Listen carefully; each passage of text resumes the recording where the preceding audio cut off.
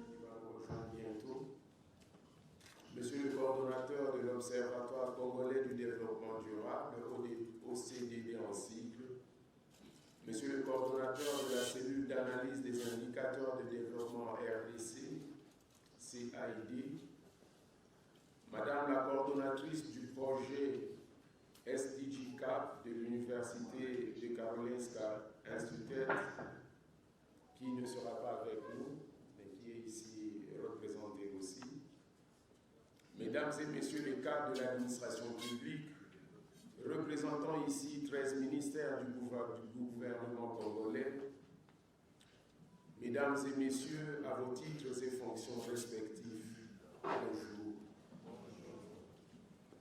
C'est pour moi une grande joie de vous accueillir à cet atelier de sensibilisation et de formation des cadres de l'administration publique sur la mise en œuvre des ODD en RDC. Nous croyons fermement que le développement durable est possible en RDC d'ici 2030. Cet engagement qui a commencé par l'adoption et la ratification de l'agenda 2030 par notre gouvernement en 2015 continue aujourd'hui et avec vous tous par votre présence à cet atelier. En effet, lorsque la volonté politique rencontre l'engagement de tous les acteurs, les progrès rapides sont irréversibles. Cet atelier témoigne donc de la volonté continue du gouvernement congolais à éradiquer la pauvreté et la faim, lutter contre le changement climatique, assurer l'égalité des sexes et atteindre les 17 objectifs mondiaux de développement durable. Recording in progress. Mesdames et messieurs, l'école de santé publique de l'Université de Kinshasa est une institution académique qui œuvre depuis 1984 dans l'éducation, la recherche et le service dans la communauté. Elle offre des formations de niveau master et doctorat, PhD, en épidémiologie de terrain, santé communautaire, économie de la santé, santé environnementale et épidémiologie nutritionnelle.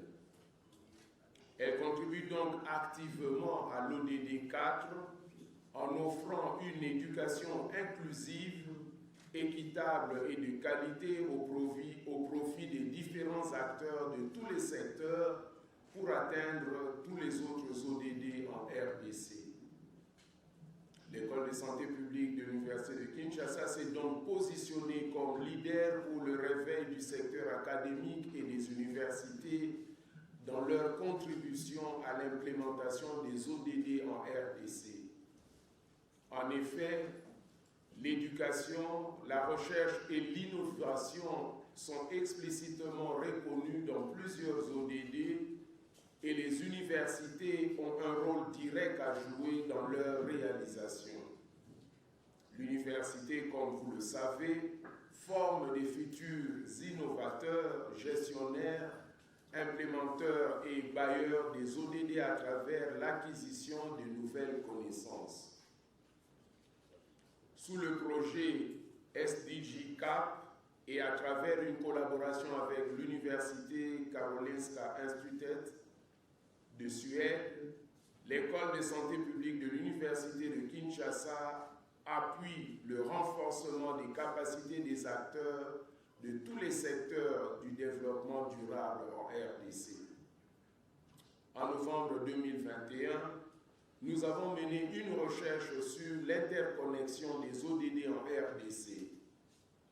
Cette recherche avait révélé que l'ODD 16 sur la promotion de la paix, la justice et des institutions efficaces, ainsi que l'ODD 3 sur la bonne santé et le bien-être, sont des ODD dont l'implémentation était capable de booster tous les autres ODD. Rappelons ici les graves répercussions socio-économiques qui sont encore perceptibles à l'échelle nationale et mondiale à cause de la pandémie de Covid-19. Ainsi, aussi, l'agenda 2030 souligne-t-il l'importance des liens et interconnexions entre les ODD. Aucun ODD ne sera atteint de façon isolée. En sensibilisant et en connectant différents secteurs, cet atelier offre un cadre idéal pour une action concrète vers la collaboration et le partenariat pour l'intersectorialité dans l'administration publique pour accélérer les progrès sur les ODD. Comprendre donc la mise en œuvre des ODD en RDC et les contributions attendues du secteur public facilitera grandement l'atteinte des ODD par les différents ministères du gouvernement. Nous remercions ici Karolinska Institutet pour son appui financier ainsi que l'OCDD et le PNUD pour leurs appuis techniques à cet atelier. Puisse cette collaboration continuer et s'élargir à d'autres ministères et d'autres secteurs. Nous vous souhaitons donc de passer des moments intéressants d'information et de discussion sous la conduite des formateurs chevronnés dans le domaine du développement durable. Merci pour votre attention. Monsieur le représentant du programme des Nations Unies pour le développement, qui va bientôt nous rejoindre, mesdames et messieurs, distingués invités à vos titres et qualités respectifs. La République démocratique du Congo a souscrit au programme de développement durable à l'horizon 2030, lequel a été adopté en 2015 à l'unanimité par tous les dirigeants du monde entier. Ce programme comporte 17 objectifs de développement durable. Ces objectifs de développement durable nous donnent la marche à suivre pour parvenir à un avenir meilleur et plus durable pour tous. Ils répondent aux défis mondiaux auxquels l'humanité est confrontée, notamment ceux liés à la pauvreté, aux inégalités, au climat, à la dégradation de l'environnement, à la prospérité, à la paix et à la justice. Les objectifs sont interconnectés et, pour ne laisser personne de côté, il est important d'atteindre chacun d'entre eux et chacune de leurs cibles d'ici à 2030. 7 ans après l'adoption de ces objectifs par notre pays, et alors qu'il ne reste que 8 ans avant l'échéance 2030, la RDC enregistre un retard dans la marche vers l'atteinte des ODD. En effet, le rapport national sur la mise en œuvre des ODD édition 2021, qui met en parallèle les actions posées par le gouvernement et les résultats obtenus, a montré, par exemple, que la pauvreté, la sous-alimentation et la malnutrition ont été aggravées par la situation sanitaire dans un système de protection sociale inefficace et embryonnaire. La pandémie de Covid-19 a sapé les progrès enregistrés au niveau éducationnel et a amplifié les problèmes. Le taux d'accès des populations à l'eau et à l'électricité reste encore très faible. La mobilité urbaine a été réduite à cause de la pandémie. Les inégalités sociales n'ont pas cessé de croître et l'administration publique n'en est pas épargnée. Mesdames et messieurs, distingués invités, ce retard enregistré par la RDC se justifie essentiellement par la non-appropriation de ce programme de développement durable à l'horizon 2030 par les différents acteurs et parties prenantes.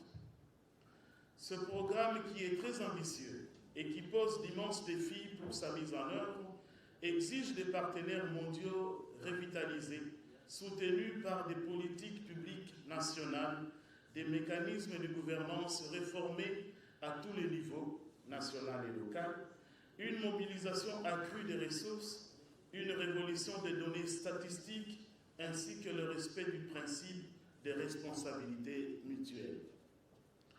De même, il nécessite une collaboration permanente entre toutes les entités concernées. Le gouvernement, le secteur privé, la société civile, les partenaires techniques et financiers, ainsi que les autres acteurs concernés, car chaque entité doit se positionner pour la réalisation de cet ambitieux programme de développement.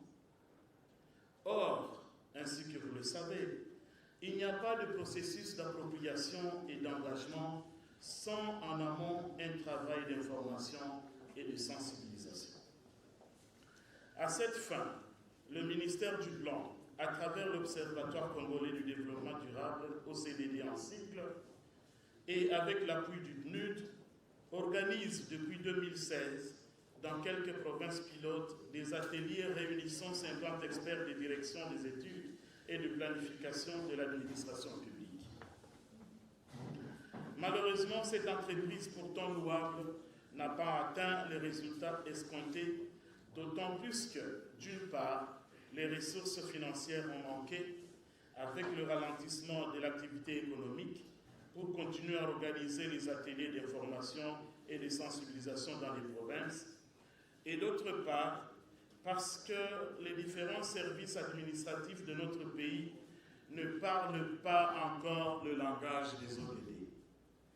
Pour s'en convaincre, il suffit de regarder les différentes stratégies sectorielles pour constater la non-prise en compte de ce nouvel agenda international. Voilà pourquoi il est important que ce nouvel agenda international soit bien connu de tous les acteurs et parties prenantes, notamment l'administration publique de notre pays, pour espérer son engagement pour l'atteinte des ODD à l'horizon 2030. Dans ce contexte, cet atelier constitue donc une étape importante dans la mise en œuvre des ODD en RDC. Aussi vise-t-il à renforcer les capacités des acteurs majeurs de l'administration sur cet agenda, qui, du reste, a l'ambition de ne laisser personne pour compte lorsqu'il est effectivement intégré dans les plans de développement des provinces. Mesdames et messieurs, distingués invités, avant de clore mon propos au nom du coordonnateur titulaire empêché, je voudrais remercier son Excellence, Monsieur le ministre d'État, ministre du Plan, de son implication pour l'effectivité de cet atelier. Je remercie également la Karolinska Institute de Suède, la Kinshasa School of Public Health et le Programme des Nations Unies pour le développement PNUD pour leur soutien dans l'organisation de cet atelier. Je remercie chacun de vous ici présents d'avoir répondu favorablement à l'invitation. Je tiens à vous rassurer que les experts de l'Observatoire congolais de développement durable qui vont faciliter les travaux seront à la hauteur de vos attentes. C'est dans cette certitude que je vous exhorte à l'assiduité aux travaux de cet atelier pour vous approprier de la plus belle manière l'agenda. Je vous remercie.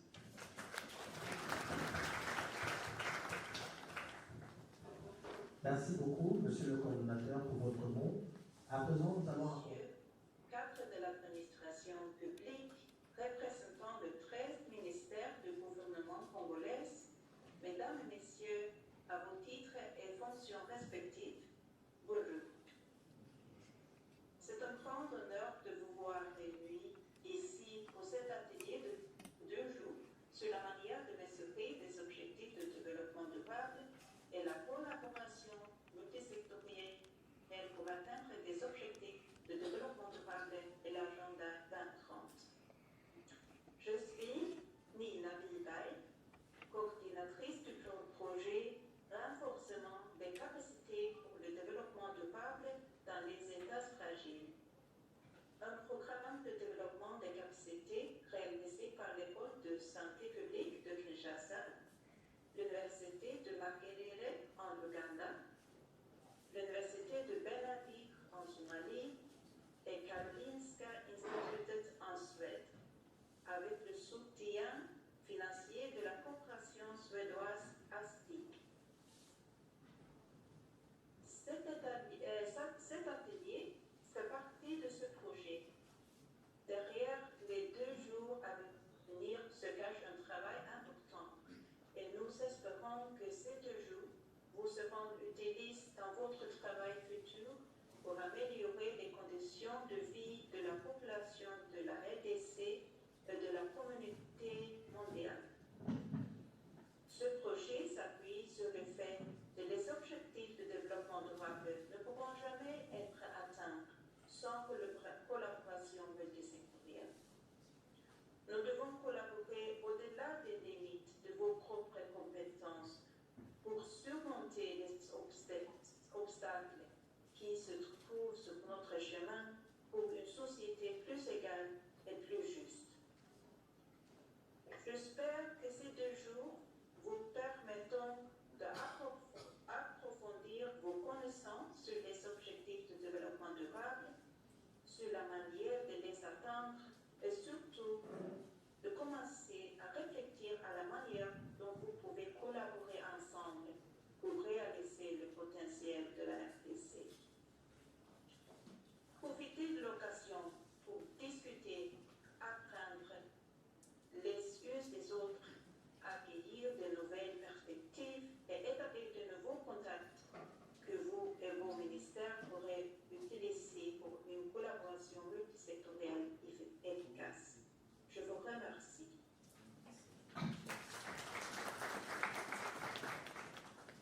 Merci beaucoup à Madame la coordinatrice du projet JICA pour son mot.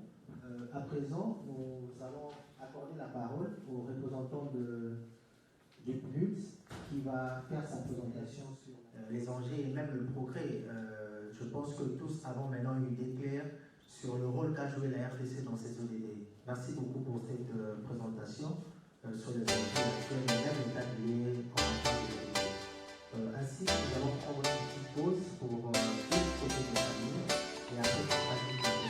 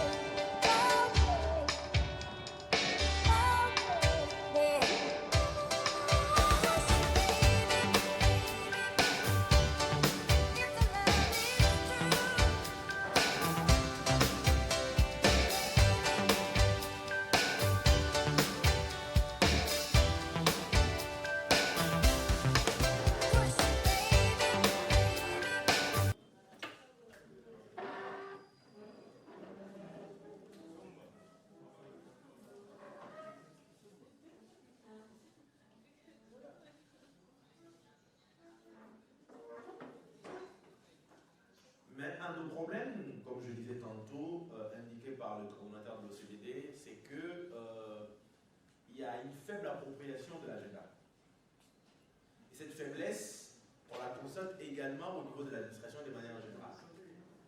Or, si l'administration ne s'est pas suffisamment appropriée de l'agenda, eh bien, il devient illusoire de penser que les politiques vont également emboîter les pas. D'ailleurs, nous connaissons tous à quel type de politique de manière générale nous avons dans notre pays. Et donc, il faut forcément que l'agenda soit suffisamment enraciné dans l'administration pour espérer véritablement qu'il y ait quelque chose. Nous avons, dès le début du processus, lancé à gauche et à droite un certain nombre d'activités de renforcement des capacités, de sensibilisation, de vulgarisation. Évidemment, les ressources étant rares, nous sommes conscients que nous n'avons pas suffisamment fait ce qu'il fallait. D'une part, mais d'autre part, il y a, comme je disais, en dépit de notre bonne volonté, nous comme OCDD, de vouloir renforcer les capacités, il y a une contrainte budgétaire à laquelle nous devions faire face. Les ressources étaient assez limitées, et donc ça ne nous a pas permis de réaliser ce que nous avions à l'esprit. Mais de l'autre côté, il y a un autre problème, c'est qu'il faut considérer que l'administration est dynamique. Il y a des gens qui meurent, il y a des gens qui sont déplacés, qui vivent la mobilité au sein de l'administration. Ça fait que les points focaux d'hier ne sont plus les points focaux d'aujourd'hui. Et donc ça fait que les gens sont remplacés. Alors dans cette dynamique interne, il faut forcément de temps en temps revenir pour faire le point, pour permettre à ce que nous puissions toujours avoir un pendant, un interlocuteur au niveau de l'administration, des gens sur qui on peut compter, en sachant qu'en réalité, il y a un personnel ressource assez compétent, assez qualifié, susceptible de porter cet agenda. Alors, notre ami Taïb a déjà quasiment rappelé toutes ces choses que nous avions. Ah, ça révise encore. Ok, vas-y. Ok, c'est bon moi-même. Voilà. Donc, notre ami Taïb a dit que globalement, en 2015, nous étions dans un programme qu'on a appelé les OMD, c'est-à-dire les objectifs du millénaire pour le développement. Et c'est le programme qui a couvert la première décennie de ces millénaires. Il s'agissait essentiellement d'un agenda social. Il y avait 8 objectifs à atteindre. Mais malheureusement, à l'issue de cet agenda-là, malheureusement, la plupart des pays, particulièrement les pays en développement, n'ont pas pu atteindre ces agendas-là. En fait, ça, c'est un peu le graphique qui montre la situation de manière générale de l'Afrique. Vous allez constater que pour, permettez-moi de faire un peu de pédagogie, un peu, chaque histogramme représente en fait un des objectifs, les 8 donc. Et donc tous les histogrammes qui sont au-dessus de la ligne vers les positifs, ce sont des objectifs pour lesquels on a enregistré le progrès. Et tous les objectifs en dessous de la ligne blanche ici pointilleuse, ce sont des objectifs négatifs où le progrès était mitigé. Donc quand vous regardez rapidement, vous constatez que de manière générale, c'est les 8 objectifs du millénaire, il y a simplement 3 où l'Afrique a réalisé de progrès assez intéressant. Alors, mais dans l'ensemble, les progrès sont mitigés parce que les histogrammes regardent vers le bas. Maintenant, pour les objectifs 2, 3 et 6, pour lesquels on a fait des progrès, il y a une nuance importante à introduire, c'est que ce sont des progrès, mais ce ne sont pas des atteintes des objectifs en fait. Ce sont simplement des progrès. Et donc la question qui était à cette époque-là, c'est de dire comment on fait, comme l'a dit Tani. Est-ce que nous arrêtons l'agenda là et nous continuons comme on était avant, ou bien on continue le processus? Alors, c'est important parce que quand on regarde les bilans ici, on a constaté que, parce qu'on a mis un focus sur un certain nombre d'objectifs, beaucoup de pays ont pu travailler parce qu'au niveau de la planète, il y avait des engagements à atteindre. Ça fait que certains pays, en tout cas, le cas de la RDC, non, ça marche toujours pas. Oui, c'est ce que je fais. Ça m'a trahi. C'est bon. Alors, certains pays, par exemple la RDC, vous regardez, vous constatez aussi que c'est la même situation. Mais néanmoins, nous avons quand même fait des progrès assez intéressants. Aujourd'hui, par exemple, la question de la parité n'est vraiment pas un problème en RDC. La parité filles-garçons au niveau de l'école, c'est vraiment pas un problème. D'ailleurs, dans la ville de Kinshasa, il y a plus de filles à l'école que de garçons. En fait, en réalité, ce sont des dividendes des OMD. Quand vous regardez par exemple la question de la scolarisation, aujourd'hui de manière générale, la scolarisation a atteint le taux de prix de scolarisation sont à des niveaux assez intéressants de manière générale.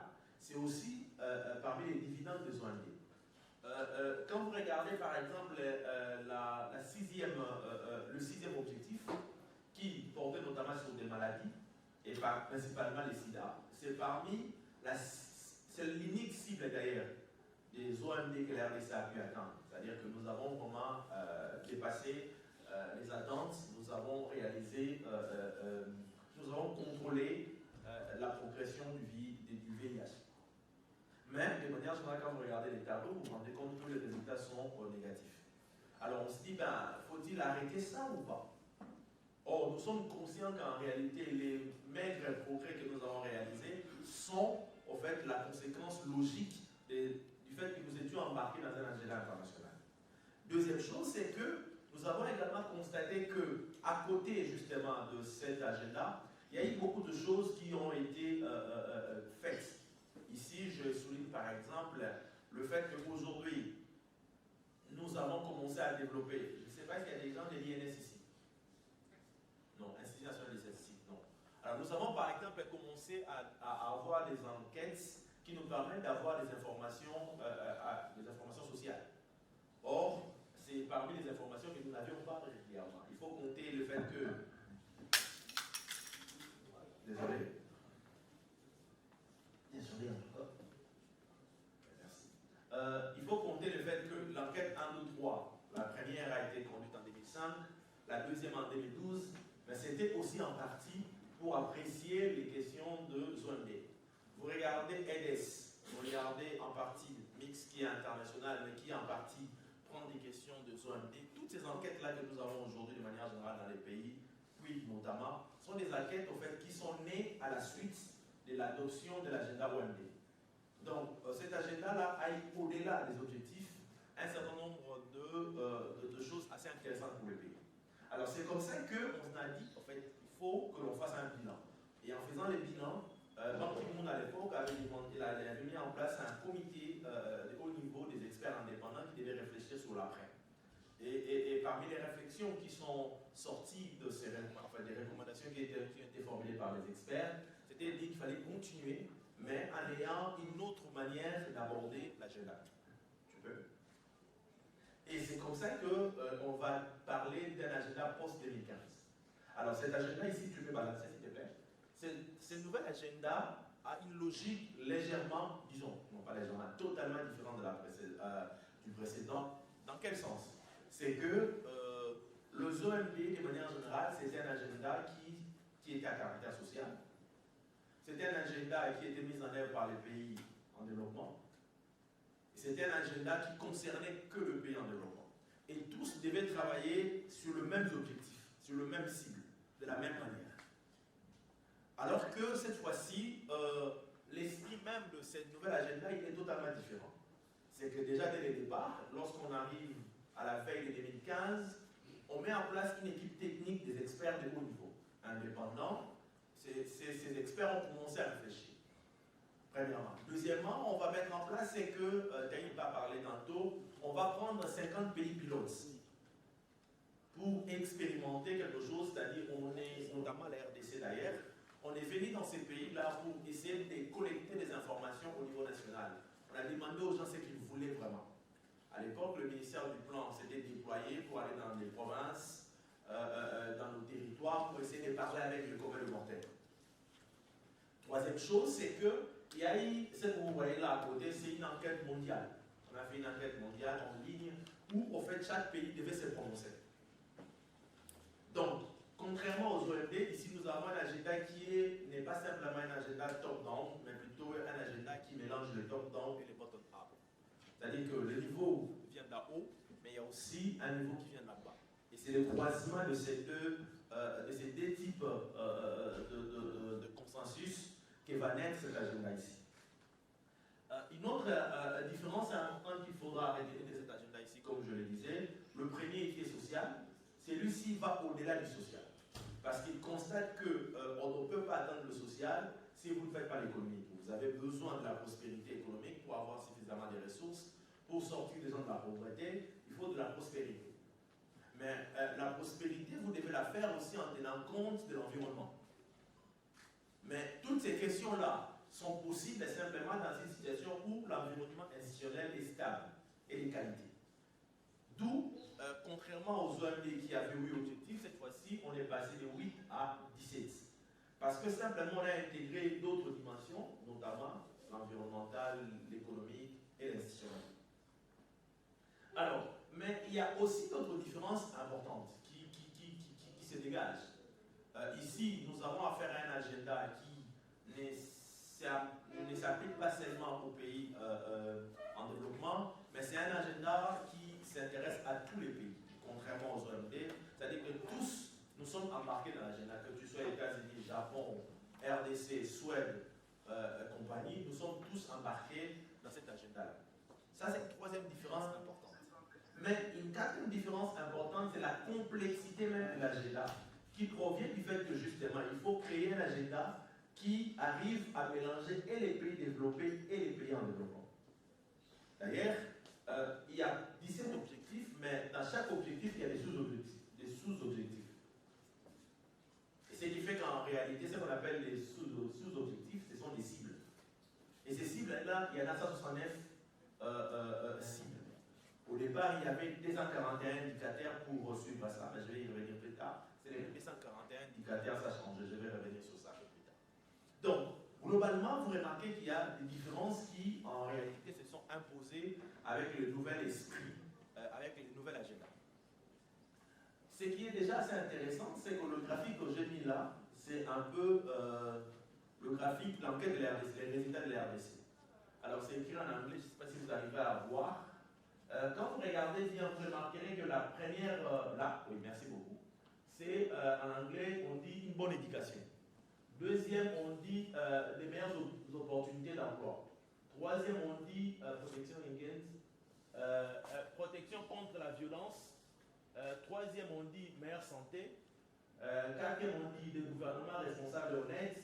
Cinquième, on dit accès à la nutrition ou à la nourriture abordable. Les suivants, c'est la liberté politique. Ensuite, c'est l'accès à l'eau et à l'hygiène. Ce qui suit après, c'est la liberté contre la persécution. Ensuite, vous avez les meilleurs transports, les meilleures routes, donc les infrastructures routières. Ensuite, vous avez soutien forfait en fait, comment je dois traduire ça plus simplement? Oui, soutien aux gens qui ne travaillent pas. Voilà. Égalité entre les sexes. Ensuite, vous avez accès à l'Internet, au téléphone. Ensuite, vous avez l'accès à plutôt la protection de l'océan, des rivières, des forêts. Ensuite, vous avez les actions contre le changement climatique. Et après, l'accès à l'énergie. Si vous regardez très bien, vous allez vous rendre compte que tous ces aspects-là apparaissent ici. Dans les 17 là, nous avons la pauvreté. C'est vrai que de manière explicite, la pauvreté n'apparaît pas là. 2, la faim, c'est-à-dire la nourriture abordable. Ce qui est là comme, je crois, oui, le 6e intérêt commun. Vous avez la santé qui est là. Vous avez l'éducation, le 4. Le 5, la qualité, l'égalité. L'eau, propre et assainissement. Le 7, c'est l'énergie. Le 8, c'est le travail. Et la croissance, le 9, l'industrie, l'innovation, le 10, l'égalité, 11, ville et communauté durable, 12, consommation et production durable, 13, lutte contre le changement climatique, 14, vie aquatique, 15, vie terrestre, 16, paix, justice et institutions, et puis 17, le partenariat mondial. Si vous faites la compte, c'est-à-dire non, ce sont des choses qui sont imposées, non, ça correspond exactement comme on a posé la question au Congolais, à ce que les Congolais voulaient avoir. Alors, j'étais en train de dire donc que cet agenda ici est assez complexe. Cette complexité-là apparaît notamment dans la charge des cibles, il y en a 169. Il y a 241 indicateurs, donc ça veut dire qu'en réalité, il faut avoir une machine statistique qui fonctionne, qui va vous permettre de suivre tous ces indicateurs-là. Mais vous allez vous rendre compte aussi que certaines questions qui apparaissaient déjà dans les OMD, par exemple, le R et le D, quand on parlait des OMD, c'était l'objectif 1. Mais ici, on a scindé ça en 2. La question, par exemple, de l'éducation en termes de scolarisation, c'est-à-dire en termes de quantité des gens, mais plutôt la question est définie en termes de qualité de l'éducation. Ça ne sert à rien d'envoyer les gens à l'école si en réalité les gens n'apprennent rien. C'est un gaspillage même de ressources. Donc, c'est cette mutation qui s'est opérée avec cette nouvelle agenda qui notamment en fait, consacre sa complexité. Vous pouvez passer.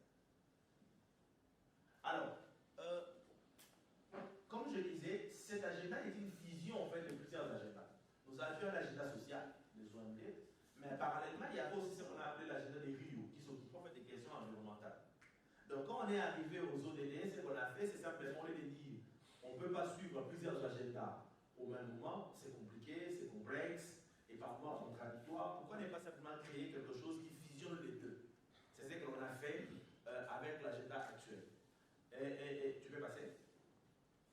Et donc, le nouvel agenda a l'avantage de fusionner un peu plusieurs agendas en un seul agenda. Alors, quels sont les enjeux fondamentaux de cet agenda ici? Il y en a au moins 5. Non, il n'y en a pas au moins, il y en a 5. La manière pédagogique que l'on a trouvé de parler des dangers ou des enjeux de cet agenda, c'est de dire qu'il y a les 5 P. Le premier P, c'est les P qu'on appelle people, c'est-à-dire les PEP. L'idée, c'est quoi? L'enjeu fondamental, c'est quoi? C'est de faire en sorte que la pauvreté disparaisse, que la faim disparaisse, de sorte que les gens puissent avoir leur dignité. C'est ça le premier enjeu. Le deuxième enjeu, c'est la prospérité. Ici, donc le deuxième P, prospérité, ici, il s'agit de faire en sorte qu'il y ait de la croissance économique pour que les gens puissent justement avoir des ressources. Mais ces ressources-là doivent être en harmonie avec la nature.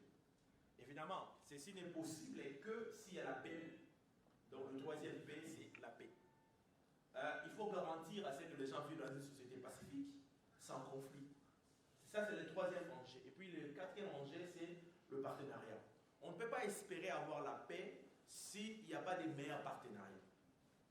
Et même la croissance économique, il faut à un moment donné des meilleurs partenariats pour sous-tendre en fait la prospérité. Et après, en dernier, les derniers faits, c'est la planète. Ici, il s'agit de la question environnementale. Donc, l'enjeu fondamental ici, c'est comment garantir que nous puissions continuer à vivre dans un environnement soutenable, aussi bien pour nous que pour les générations futures. Voilà un peu les enjeux fondamentaux de cet agenda. Tu peux balancer, s'il te plaît. Alors, qu'est-ce qu'on essaie de faire? C'est que, de manière schématique, c'est que les 3 piliers fondamentaux, c'est le social, l'économique et l'environnemental. Est-ce qu'au niveau, il y a des décisions à l'école qu'on a? Ils ont aussi la même formation que nous avons aujourd'hui. Point d'interrogation. Pourquoi je pose cette question? Parce que les pays ont l'habitude de congoliser des approches. Je donne par exemple l'électricité. C'est un produit importé. Dans tous les tribus que nous sommes ici, personne ne peut nous dire que l'électricité, ils connaissaient ça. Non, nous avons importé. En important, il y a des normes, il y a tout et tout qu'on doit faire. Mais nous nous retrouvons aujourd'hui avec l'électricité, c'est le domaine que je maîtrise. Il y a ce que nous appelons Mutu Alitako dans les réseaux. Mais je me dis, est-ce que vraiment, ce ne sont pas des choses, oui, comme au niveau international, on en parle, nous aussi nous prenons, est-ce que c'est vraiment pragmatique à l'objectif de 2030, on peut arriver là où on se prépare déjà, comme en 2015, à voir comment voir l'après 2030. Je donne par exemple, au ministère de l'Énergie, nous avons le pays, il est dans les 6 forts, donc l'initiative Énergie pour tous, c'est presque dans le même cadre ici. Il y a un document adopté par le gouvernement avec les évaluations des caps. Je peux même les balancer dans le groupe. Mais est-ce qu'à votre niveau, vous ne pouvez pas aider les sectoriels? Parce que ce sont de gros montants pour qu'on arrive quand même à ce que les documents sectoriels des stratégies que nous avons, ils soient quand même applicables. Et en dehors de ces documents, il y a un prospectif d'investissement prévu avec des chiffres. Alors voilà ma crainte que, bon, avec mon âge, je ne sais pas, est-ce qu'après 2030, on ne se retrouvera pas dans un atelier où on explique à José, il est où, il explique comment, comme ça a été en 2015. Voilà ma préoccupation, mon frère. Merci. Oui, merci beaucoup, Papa Oasis. J'ai suivi avec attention votre exposé. Ça, je tiens à vous féliciter. J'ai quelques préoccupations et quelques questions au même moment. Vous dites que la RDC a ratifié parmi les 50 pays. Alors, je voulais vous poser la question, si vous pouvez nous dire quelle est l'évolution d'avancement d'autres pays faisant de la RDC. Parce que vous dites que nous accusons un retard par rapport aux objectifs. Quelle année avec les pays voisins par rapport à leur évolution? Je voulais également, j'étais un peu navré quand j'ai écouté les cordons de observance OCDE. Il a parlé de taux faibles d'accès à l'électricité et à l'eau. Je me disais, mais pourquoi pas donner les chiffres? Parce que je vois ODD 6 et 7 parle de l'eau et parle de l'énergie. Vous qui êtes du plomb, vous devez avoir au besoin déjà les taux. Quel est le taux d'accès à l'électricité? Quel est le taux d'accès à l'eau? Oui, merci beaucoup, Papa Oasis. J'ai suivi avec attention votre exposé. Ça, je tiens à vous féliciter. J'ai quelques préoccupations et quelques questions au même moment. Vous dites que la RDC a ratifié parmi les 50 pays. Alors, je voulais vous poser la question, si vous pouvez nous dire quelle est l'évolution d'avancement d'autres pays faisant de la RDC. Parce que vous dites que nous accusons un retard par rapport aux objectifs. Quelle année avec les pays voisins par rapport à leur évolution? Je voulais également, j'étais un peu navré quand j'ai écouté les cordons de observance OCDE. Il a parlé de taux faibles d'accès à l'électricité et à l'eau.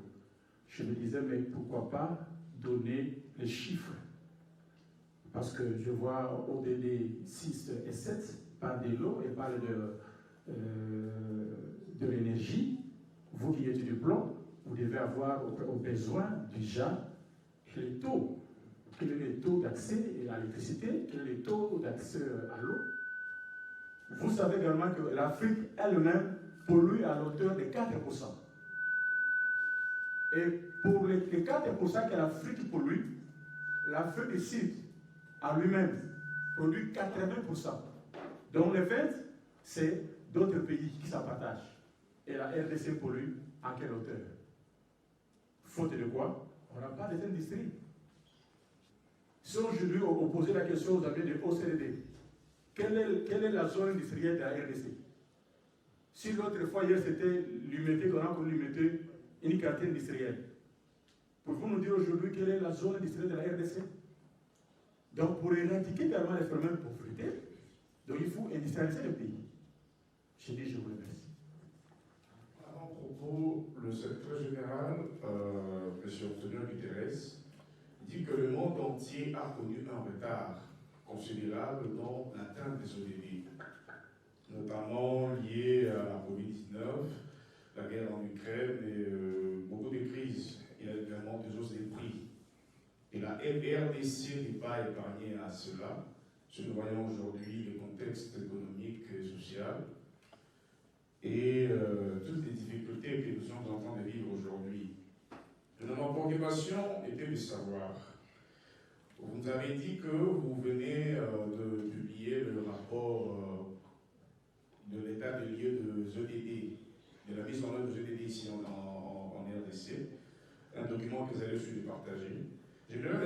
savoir quels seraient les ODD prioritaires auxquels la RDC devait s'intéresser par rapport au contexte qu'elle est en train de vivre. Et nous savons aussi également que maintenant, là, nous sommes déjà dans la phase de l'élaboration du plan national stratégique de développement pour le prochain quinquennat. J'aimerais que vous puissiez nous donner une idée de quelles seront les priorités de la RDC pour que nous puissions rattraper ce retard et présenter un bilan qui est plus ou moins acceptable d'ici 2030. Merci.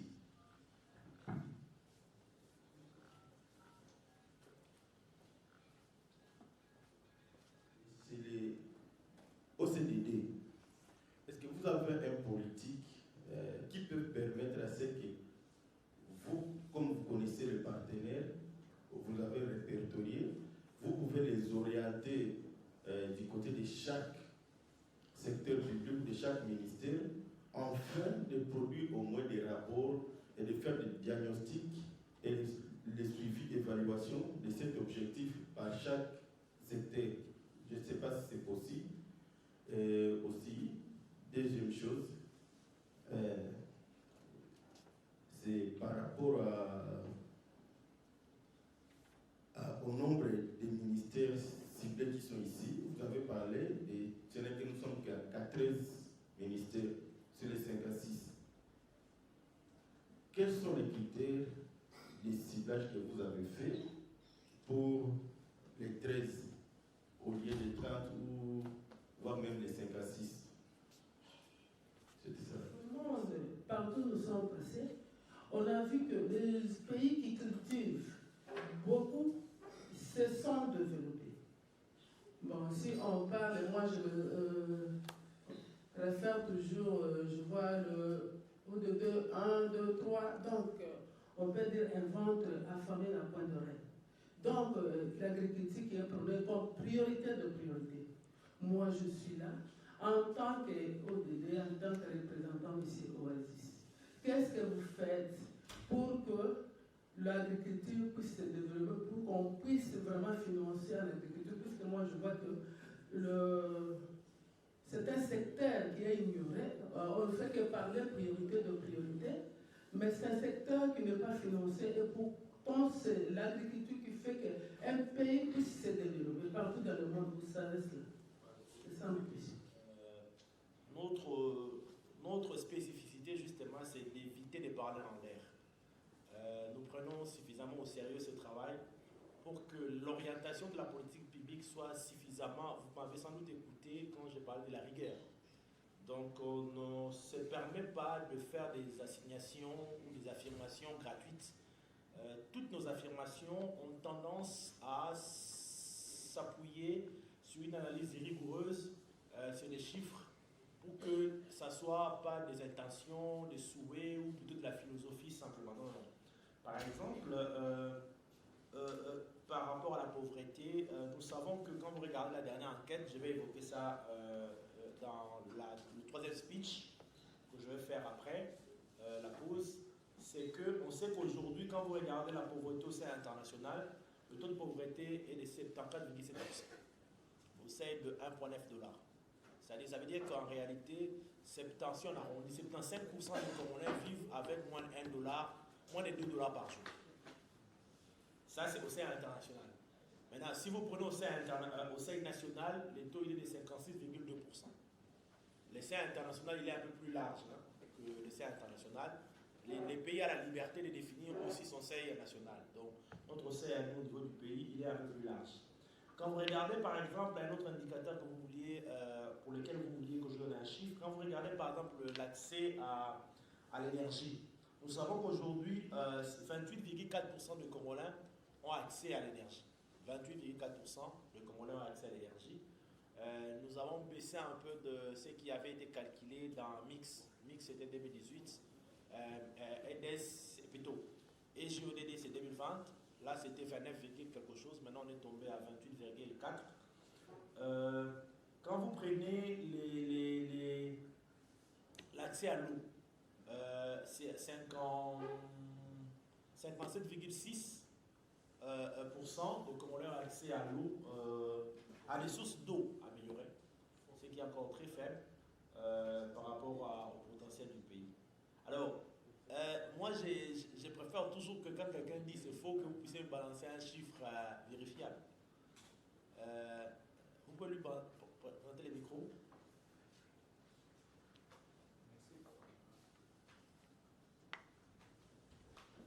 Merci beaucoup, Papa Wadis, pour cette préoccupation.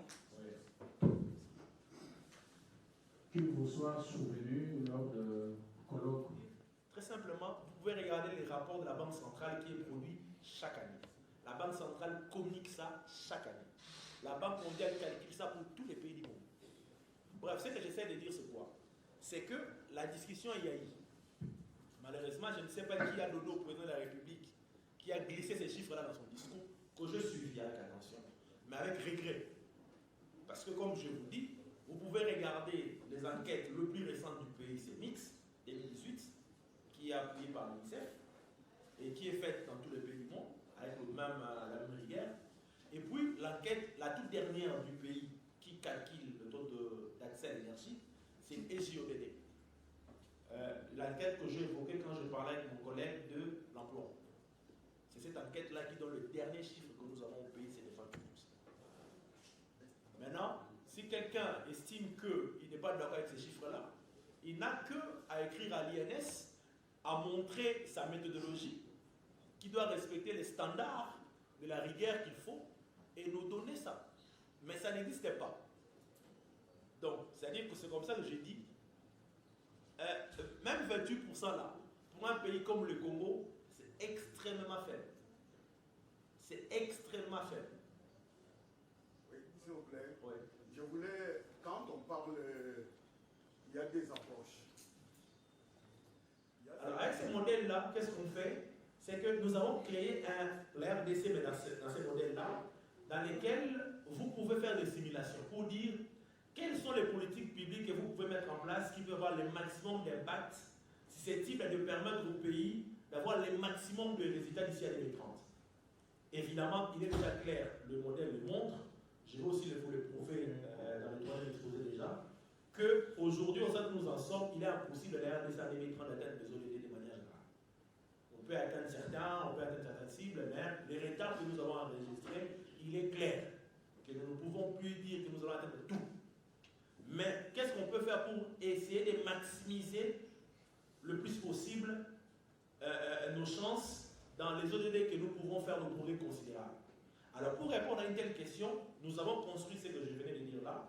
Et ce modèle nous permet de dire quelles sont les politiques publiques que nous devons définir aujourd'hui comme étant des priorités sur lesquelles nous devons mettre des moyens pour que nous puissions avoir le maximum d'impact. Ça, c'est ce que nous on a fait. Maintenant, la question fondamentale, c'est est-ce que les politiciens vont adopter ça?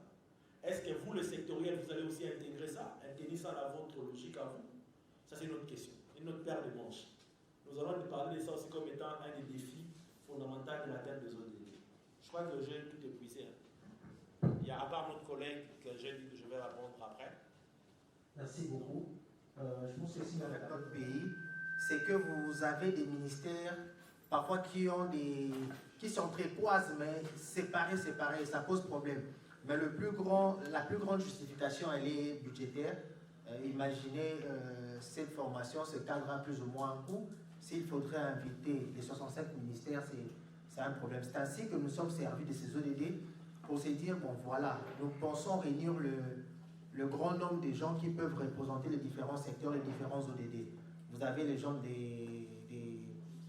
qui travaillent dans le ministère de l'Environnement, le ministère du Travail, ministère Jean, Santé, là, Agriculture, et vous voyez qu'ils touchent les différents ODD qui sont là présentés. Mais ça a été purement choix, développement durable, etc. Mais la logique, c'est que tous les ministères soient présents, puisque les ODD, c'est l'affaire de tous les ministères, mais c'est purement pour des raisons budgétaires. C'est ainsi que nous allons prendre notre pause repas. La pause, elle est là. Vu que nous sommes en retard, le souci serait que nous faisions 30 minutes pour manger, pour revenir, puisque nous avons la dernière présentation de M. Oasis, qui est très capitale. Vous avez la présentation de la cellule d'analyse des indicateurs de développement. Vous avez une présentation de l'école santé publique sur la synergie entre les différents ODD. Si nous pouvons manger dans 30 minutes, Strawberry on my lips and your fingertips. I can feel the beat running through the speakers. Blue skies, blue waves, every day's a good day. Lazy Sunday afternoon, I'ma take Monday off too. Ooh, got me so in love with the summer days. Ooh, got me feeling dizzy from the summer haze. 'Cause we got the sunshine by the poolside. Such a fun time living for the hot life. Bring the right vibes and the tan line. Keep a free mind, yeah. 'Cause we got the sunshine by the poolside. Such a fun time living for the hot life. Bring the right vibes and the tan lines. Keep a free mind, yeah. Rose color on my cheeks, yeah. I feel so on fleek. Forget who we are. Let's dance until dawn. Music on repeat. You can beat this feeling. Let's keep this going on and on. Crack open bottles on and on and on and on and caught up in the moment. Feels just like I'm dreaming. Just like I'm dreaming. Ooh, got me so in love with the summer days. Ooh, got me feeling dizzy from the summer haze. 'Cause we got the sunshine by the poolside. Such a fun time living for the hot life. Bring the right vibes and the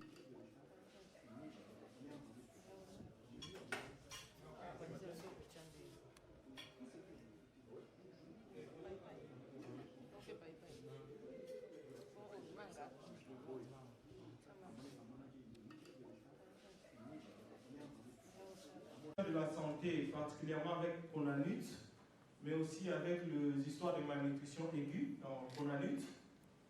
Nous faisons aussi des appuis techniques aux provinces, notamment nos experts travaillent avec les ITAGRI, les inspecteurs agricoles, et les autres membres de province pour leur capacitation aussi. Les documents utiles que vous pouvez trouver dans notre site, vous avez Mkengela. Mkengela, c'est un bulletin de prix. Mais le bulletin de prix provenant des territoires. Donc nous suivons 10 produits et les prix sont affichés par territoire. Et là, vous avez la possibilité aussi de connaître les variations des prix. Et la méthodologie, c'est que nous utilisons les téléphones. Comme il a dit là, la collecte s'est faite par téléphone.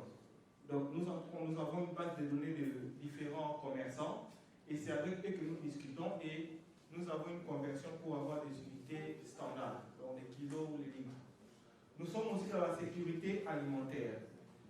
La sécurité alimentaire, c'est juste la capacité qu'a un ménage ou un individu de se procurer une alimentation bonne, saine et de qualité, qui va lui permettre de vivre correctement comme il faut.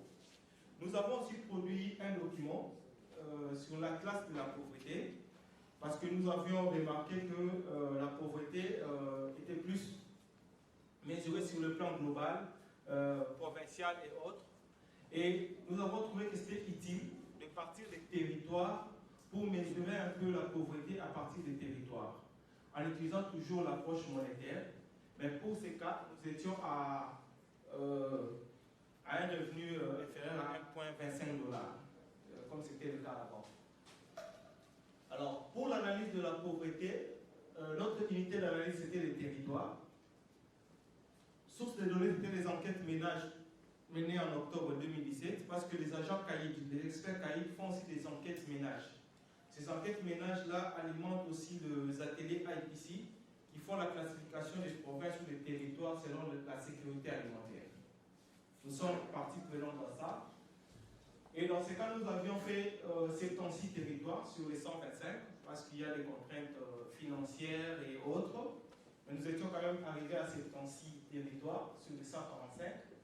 Les ménages, c'était 7600 ménages, donc on avait pris 100 ménages par territoire. Et la particularité, c'est que nous avons couplé à la fois la pauvreté et la sécurité alimentaire. Pour nous, c'était une manière de permettre de faire un suivi sur le premier indicateur qui était éliminer la pauvreté, qui était en rapport avec le ZODD. Donc, pour les indicateurs suivis, pour la pauvreté, il y a l'incidence, il y a la profondeur, la sévérité, les inégalités, il y a aussi le temps requis pour sortir de la pauvreté. Pour la sécurité alimentaire, c'est le score de consommation alimentaire. Le score de consommation alimentaire, c'est juste une manière de mesurer un peu la façon dont les gens diversifient leur alimentation. C'est un peu pour savoir est-ce que cette personne-là consomme de manière équilibrée, est-ce qu'il consomme, il fait une consommation pauvre, c'est-à-dire il répète presque la même nourriture chaque jour. Donc c'est un peu cet indicateur-là. Ça se couple aussi un peu avec la diversité alimentaire, parce que la diversité alimentaire, vous avez maintenant une répartition par groupe d'aliments. Donc, quand quelqu'un ne mange qu'un certain groupe d'aliments, on les considère dans une classe un peu pauvre, et ainsi de suite. Et vous avez aussi les stratégies de survie. Les stratégies de survie sont des stratégies qui sont normalement appliquées quand un ménage fait face à une situation de crise. Donc, il peut soit recourir à des stratégies liées à l'alimentation, c'est-à-dire il y a des ménages qui réduisent le nombre de repas, il y a des ménages qui privilégient l'alimentation des enfants au détriment des adultes. Il y a même certains cas où les ménages sont même obligés d'aller demander de la nourriture auprès d'autres personnes pour s'alimenter. Donc ce sont des stratégies, il y a aussi des stratégies liées aux moyens d'existence. Là, c'est par exemple le ménage qui est en situation difficile de consommation. Il est par exemple en mesure de vendre certains biens qu'il dispose à la maison pour se procurer de la nourriture. Ça peut atteindre le niveau des actifs non productifs, c'est-à-dire qui ne touchent pas à son appareil de production. Là, ce sont des stratégies un peu moins sévères. Mais une fois qu'il commence même à toucher ses actifs productifs, là, on est en train d'entrer dans des stratégies plus sévères juste pour s'alimenter. Donc, on voit tout ça dans le cadre de la sécurité alimentaire. Le résultat global. Le résultat global ici, nous parlons d'abord sur l'analyse de la pauvreté qui avait porté sur 76 territoires. Donc nous sommes partis pour faire ces trois classifications, nous sommes juste partis de l'incidence de la pauvreté qui était de 63%. Et donc nous avons classifié, ou en fait réparti les différents territoires en trois classes. C'est-à-dire les territoires qui avaient une incidence de pauvreté inférieure à 63%, les territoires qui avaient une incidence de pauvreté supérieure à 63%, et puis les territoires qui avaient, du fait d'avoir déjà une incidence de pauvreté supérieure à 63%, avaient aussi des incidences de pauvreté au-delà des 85%. C'est pourquoi nous avons fait cette classification. Dans les 76 territoires analysés, nous avons trouvé qu'il y avait 11 territoires qui avaient une incidence de pauvreté inférieure à 63%. Donc, l'incidence de pauvreté au niveau national. Mais ces territoires-là avaient une incidence de pauvreté inférieure à 63%. Je rappelle que nous avons calculé sur base de 1,25 $. Et puis, donc il y avait les territoires de Walikale, Massissi, Pangui, Demba, Dilolo, Rutshuru, Lubutu. Les 11 là avaient une incidence de pauvreté inférieure à 63%. Et il y avait 65 territoires, parce qu'on avait 76, 65 territoires avaient une incidence de pauvreté supérieure à 63%. Et donc, si vous prenez le rapport, c'est presque 85% des territoires analysés. Maintenant, dans le 65 territoires qui avaient une incidence de pauvreté supérieure à 63%, nous nous sommes rendus compte que 25 territoires avaient une incidence de pauvreté supérieure à 85%. C'est-à-dire, comme mon collègue parlait des stratégies intelligentes, si on devait normalement avoir des actions ciblées en termes de combattre la pauvreté, on devrait normalement les orienter vers les territoires qui ont des incidences de pauvreté plus élevées que les autres. C'est pourquoi nous avons pris cette classification de 85%. Tu peux passer? Et donc, pour l'incidence de pauvreté des territoires qui sont au-delà de 85%, vous avez ces 25 territoires-là que nous avons essayé de classifier, de citer. C'est un peu ça, le premier travail que nous avons eu à faire. Tu peux passer? le premier travail que nous avons eu à faire sur la pauvreté, donc la valeur ajoutée dès que nous sommes partis des territoires pour essayer un peu de désagréger les données sur la pauvreté. Le deuxième travail, c'était plus lié à la sécurité alimentaire. Donc, comme je vous ai dit, nous n'avons pas fait tous les indicateurs, tous les ODD, et donc nous nous sommes dit nous pouvons apporter ce que nous pouvons apporter dans le cadre des ODD, notamment lutte contre la pauvreté et la question de la faim, sécurité alimentaire, amélioration de la nutrition et autres. Ici, je vous présente juste une évaluation qui sera en fait une comparaison aussi, à la fois parce qu'il y a des amis qui nous ont posé des questions, mais nous avons des ODD. Si nous devons nous dire nous sommes où aujourd'hui, quels sont les chiffres pour la RDC, nous pensons que nous pouvons apporter certains chiffres pour la RDC et nous pouvons dire si nous sommes en train d'avancer vers le bon ou si nous sommes en train de reculer un peu. Alors ça c'est une évaluation qui a été faite entre juin et juillet dans les différents territoires du Grand Équateur. Donc je vous signale juste que pour la sécurité alimentaire, quand on avait publié presque les premiers chiffres, en 2014, décembre, on avait presque 4,8 millions de personnes en insécurité alimentaire. C'est-à-dire des personnes qui ne pouvaient pas s'alimenter comme ils s'étaient fait. Mais si vous voyez les chiffres qui datent juste de mars 2022, vous arrivez à presque 27 millions de personnes qui sont en insécurité alimentaire. Donc, si vous faites le calcul, vous vous rendez compte que les chiffres ont été multipliés presque par 6. Entre décembre 2014 et mars 2022. Et on est toujours en train d'aller vers des chiffres croissants. Et donc, ici, c'est l'évaluation qui a été faite dans le Grand Équateur, dans les ex-Équateur, donc les 5 provinces de l'Équateur. Donc, 27 territoires composent l'Équateur là, le Grand Équateur. Donc là-bas, nous avons conclu qu'il y a 5 ménages sur 7 qui est en insécurité alimentaire. Mais avant, il y avait une autre évaluation qui a été faite une année avant, donc même pas une année, quelques mois avant, c'est-à-dire entre le mois d'août et de septembre. Pendant cette évaluation, il y avait 61% de ménages qui étaient en insécurité alimentaire, pour la même zone. Mais en presque 6 ou 7 mois, on se rend compte que c'est maintenant 71,7% de ménages qui sont en insécurité alimentaire. Donc on est en train d'avancer.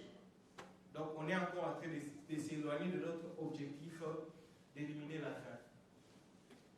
Et dans cette insécurité alimentaire, parce que dans la sécurité alimentaire, vous avez la sécurité alimentaire globale. Donc dans la globale, il y a modéré et il y a une insécurité alimentaire sévère. Sévère, c'est-à-dire des gens qui ont vraiment de vrais soucis d'alimentation et où on peut orienter les différentes interventions.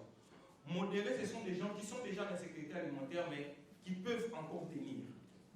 Et donc, dans les 71,7%, il y a 11% de personnes qui sont affectées par la forme sévère de l'insécurité alimentaire. Et souvent, quand on est dans la forme d'insécurité alimentaire sévère, on recourt plus aux stratégies d'urgence et de crise. Par exemple, quand vous avez lié aux moyens d'existence, les gens commencent à vendre certains actifs, ils vendent des biens productifs. Et là, nous sommes de plus en plus en train d'aller dans l'insécurité alimentaire sévère. Qu'il y a eu aujourd'hui, et comme ça, on va revenir sur tous les sujets. 5 minutes, c'est pour vous parler du projet SDJK. Je pense que les grands orateurs qui sont passés aujourd'hui ont bien circonscrit le travail, que les efforts dans le domaine du développement durable ne peuvent être que multisectoriels. Aucun secteur ne peut être laissé à l'écart. Et donc, dans cet élan, l'université a aussi une place capitale. Pourquoi? Parce que c'est l'université qui a formé M. Oasis aujourd'hui, parce qu'il est aussi de l'université et qui a formé aussi M. Cédric. Donc, l'université forme les innovateurs, il forme les gestionnaires, il forme les implémenteurs des ODD demain, les futurs acteurs des ODD. Donc, dans les secteurs qui agissent, à part le gouvernement que vous êtes, à part les privés, à part, il y a l'université. Mais vous êtes sans doute sans ignorer que dans ce secteur, on ne sent pas encore de l'engouement. Alors, c'est là où l'université de Kinshasa voudrait, par les codes de santé publique, voudrait booster et pousser les autres. Nous avons pour ce cas reçu le financement de Karolinska Institutet pour le projet SDG CAP. SDG, c'est en anglais, ça veut dire ODD en anglais. CAP pour dire capacité. Donc c'est un projet de renforcement de capacité pour les différents secteurs qui agissent dans le développement durable. Ce projet est en RDC, en Somalie et en Ouganda. Ceci sera présenté encore demain, c'est-à-dire que le projet, son financement, agit dans tous les secteurs. Donc il y a des activités que nous avons planifiées. Juste cette activité aujourd'hui, vous le retrouverez dans le secteur public. Il y a, ça c'est un peu le haut plan que nous avons. Je m'excuse. Alors au niveau du secteur public, vous verrez qu'il y a to organize a training or a awareness workshop with yeah. So c'est cet atelier que nous sommes en train de faire. Alors une deuxième activité que nous avons déjà organisée, c'était il y a des indicateurs, mais vous savez que la prise de décision aujourd'hui est basée sur les évidences. Où trouver les évidences? Quand vous êtes là, vous avez besoin de OK, ODD2, insécurité alimentaire, au lieu d'aller à Caïd, où est-ce que je peux le trouver? Où est-ce que je peux cliquer pour avoir les données nationales? Alors ensemble avec OCDD, nous avons conclu en ceci. Vous pouvez écrire le site https://odd-dashboard.cd https://odd-dashboard.cd. Je vous le dis en début que c'est un site en développement parce que vous voyez c'est écrit dashboard en développement par l'école de santé publique de Kinshasa en collaboration avec l'OCDD. À ce niveau, le lien est déjà en ligne, le site est en ligne. Nous avons en premier lieu chargé les données des Nations Unies, qui, pour la plupart des cas, c'est des estimations, des prédictions. Et on n'a pas de données provinciales dans ces données-là. Alors nous venons de recevoir de l'OCDD qui a fait un travail remarquable avec l'enquête EJODD, qui a vraiment clusterisé les données en province et en différents. Il a discrétisé ou désagrégé. Il a désagrégé les données et nous a envoyé la base de données nationale. L'avantage de ce dashboard, c'est qu'il va maintenant contenir des données que les dashboards internationaux ne contiennent pas, parce qu'ils n'ont pas intégré les données nationales. Et nous allons nous arrêter là. Écrivez ce lien ici.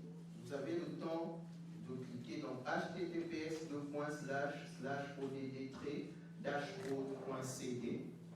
Lorsque vous cliquez, vous verrez que vous avez les ODD en icône. Quand vous cliquez sur une icône, il vous sort tous les indicateurs.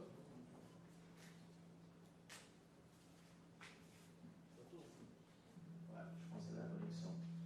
Donc, dès que vous cliquez, il vous sort les indicateurs, éliminer la pauvreté, et vous allez sélectionner l'indicateur dont vous avez besoin. Je prends celui-là.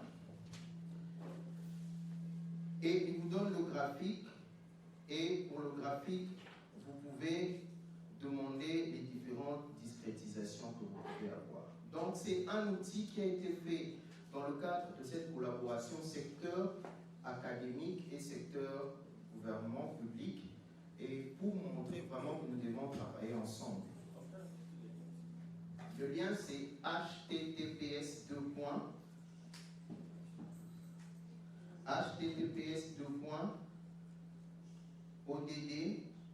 vous mettez trait, donc https://oblique / odd-dashboard.com. .cd, hein. Je l'ai perdu ici. Sorry. Yeah. odd-dashboard.cd.